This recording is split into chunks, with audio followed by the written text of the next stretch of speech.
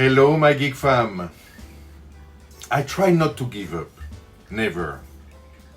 Every time you give me the name of an artist in the comments, I really try my best to work the way they did and produce a result as close as possible to the original.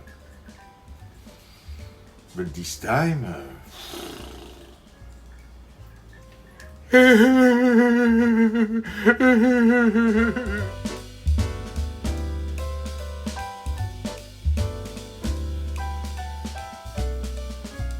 Hi guys, before we dive into the fiasco that was trying to paint like Andy Warhol, a few reminders. You know the new schedule of my videos. Every first of the month we have Museum Mysteries, where the curator will tell you about crime, oddities and strange facts in the art world. And every 15th I try to paint like one of the famous painters you give me in the comments. So, to be sure you don't miss anything, subscribe, like, and don't forget to share and comment with ideas for the next video. If you try to follow what I do in these videos, don't hesitate to share your art on social media too, with the hashtag NGFCPaint, so I can see it. Just like at Franek Petrez, who did some wonderful pictures in the style of Georges Seurat with only marker felt in the three primary colors. C'est vraiment bluffant. Bravo à toi. So, let's talk about Andy Warhol. Born in 1928 and the son of Slovakian immigrants, Andy Warhol was very decided to work in a field as far as possible from the coal mine his dad was working in, and therefore started his career as a commercial illustrator. After a few exhibitions, he became a renowned artist, controversial, and master of the avant-garde. The parties in his house, an old warehouse space known as the Factory, became very influential because they were gathering artists, patrons of the arts, and celebrities in a huge debauchery of alcohol, drugs, happenings, music, and poetry readings. Yes. More of an influencer than a doer, his genius resided in the fact that he knew how to motivate and interrogate artists, organize fateful meetings between them and their patrons. He famously took Jean-Michel Basquiat under his wings to make him one of the most recognized painters of the 20th century. But Warhol was also producing art by himself, denouncing the attachment society has to material stuff. Some of his most famous paintings were the series on the Campbell soup cans and his portraits in serigraphy. You were a nobody if Warhol didn't make your portrait. Marilyn Monroe, Liz Taylor, the Queen of England, Mao, until Michael Jackson and Prince, all the best-known celebrities went through this. Usually going everywhere with a white wig, Warhol was recognized everywhere as the Pope of pop art, and his influence is huge, not only on this movement, but on the art scene in its entirety. He died in 1987 at only 58 years old, leaving, among other things, a legacy that has yet to be matched in the world of art, and the famous quote that everybody would have their 15 minutes of fame due to today's communication technologies. Most of his famous art pieces are silkscreen printing, and that is my problem. You see, I have never done silkscreen printing. I watched 2 YouTube videos and declared myself an expert. That was the first big mistake I made. The whole process was an ordeal, and I even had nightmares where Andy Warhol was a hitman coming for me.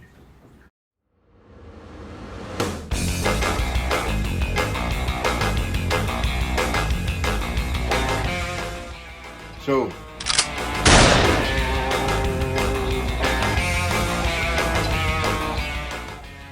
tell me again about Europe.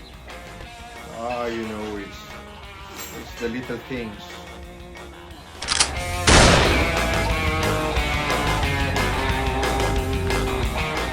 It's like the cans of Campbell's soup, for example. They don't have Campbell's soup there? the Doom. They call it La Soupe Campbell. La Soupe Campbell. Oh, looks like we're here.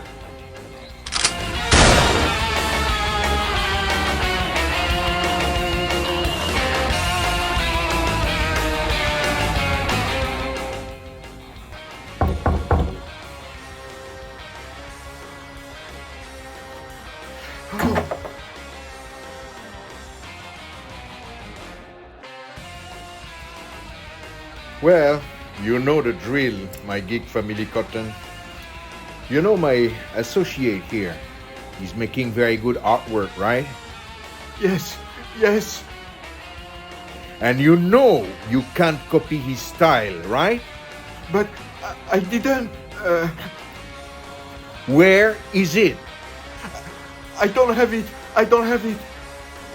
Ezekiel 25:17, the path of the righteous man. Okay, stop, please. My fake Andy Warhol is in the color box there under the desk.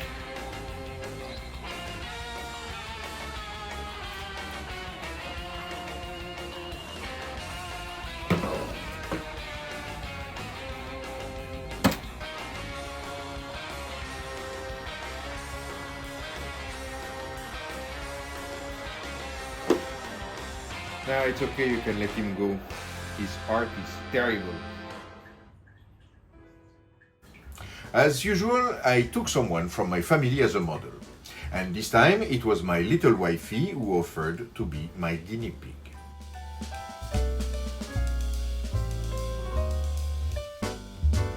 I took this photo of my wife and first of all I trimmed it to frame the portrait in the center. I then made two versions of it. One in black and white, by forcing the contrast and luminosity, leaving only the main shadows, and one in full color as a reference.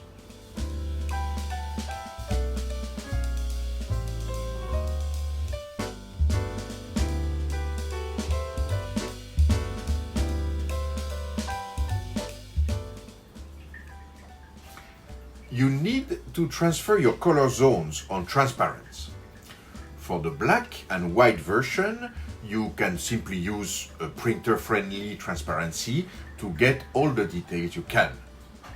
But for the rest, you have to define areas of color. In my case, I knew I would have 3 colors for each portrait.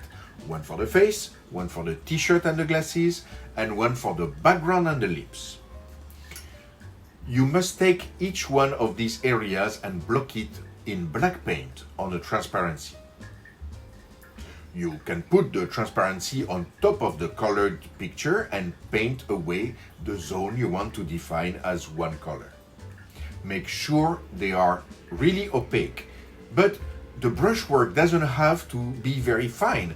I think imperfections would actually give a more organic feel to the finished product.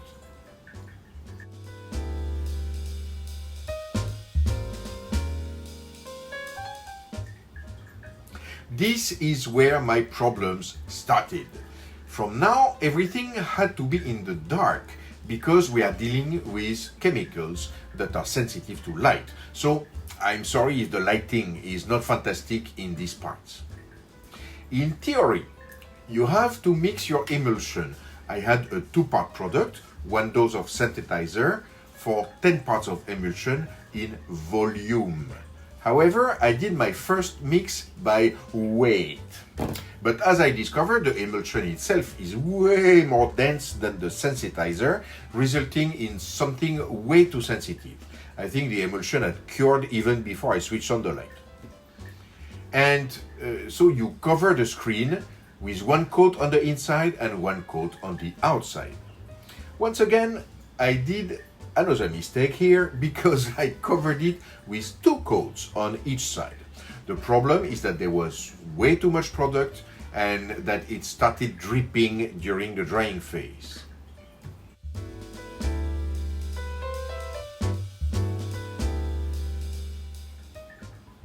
Still in the dark, you place your transparents with the areas where you will later have colors on your portraits, against the outside of the screen, protected by a panel of glass or acrylic so they don't move, and you switch on a powerful light on the screen.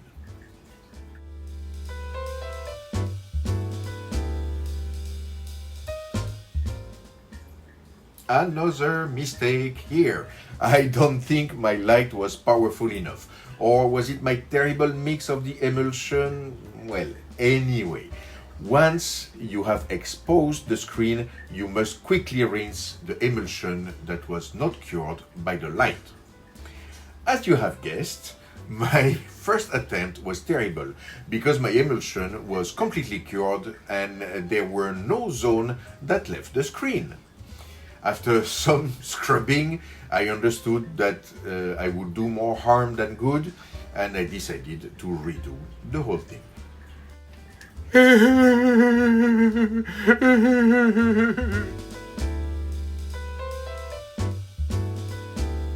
So, this time, I mixed the emulsion correctly, measuring the volume and not the weight.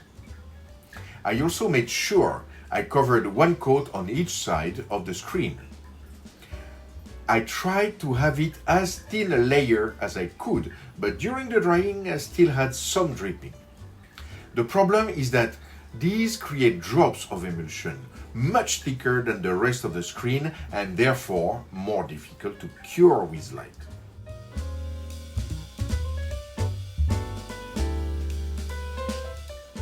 The afternoon sun in Singapore is much more powerful than any lamp I can have in the house. So I decided to expose the screen on my desk where the sun shines with all its might in the afternoon.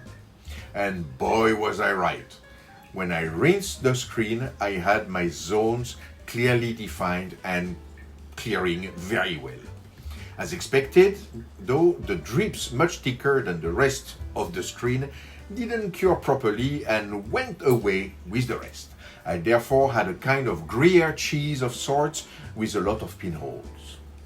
I decided I could work with it and started to fill in all the holes, but as I didn't have emulsion anymore, I had to use some silicone caulking and a palette knife.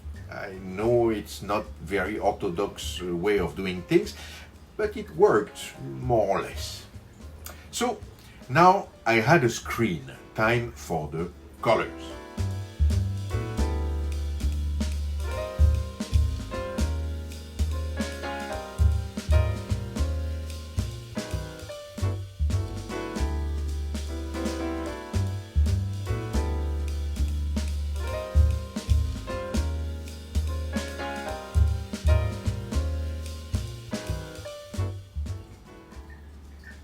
Another one of my mistakes is that I didn't plan for registration marks. It was very difficult to place the screen correctly on my paper to align all the colors. I found a kind of system with a piece of paper and some measurements from the corner of the screen, but to be honest, I should have done something neater from the start. Anyway, the idea is to load your screen with paint and pressing the screen against your paper, you can clamp it if necessary, you come with the squeegee and press the paint through the screen. You need to get organized to do this because you can't touch the fresh paint from a previous pass, you need to wait for it to dry. When you change the color, you need to clear thoroughly your screen and your squeegee.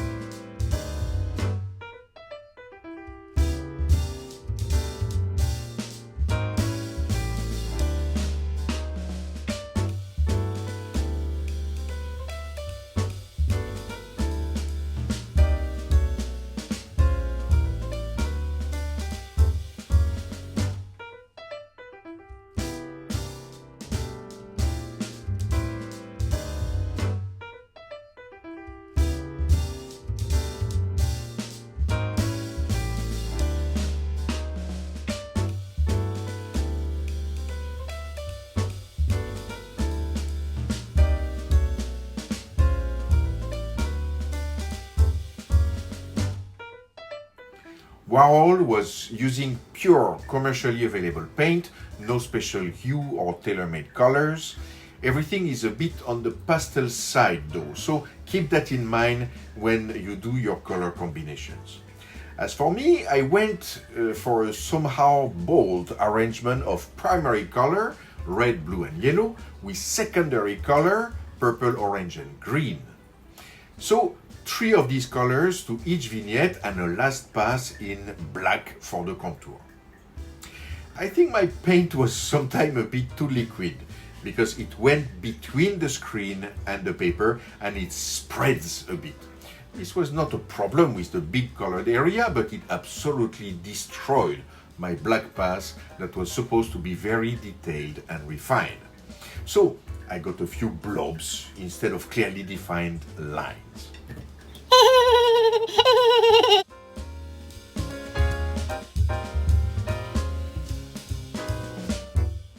Finally, I used some paint markers, but you could use a brush and regular paint, to add some squiggles here and there, to add some dynamism to the portrait.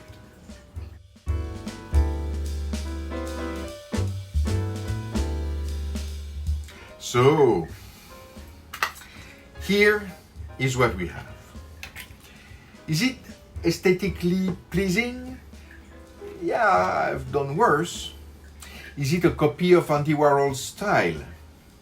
No, definitely not. It is a poor man's Warhol, an approximation. My main mistakes were, I think, in the technique of silk screening.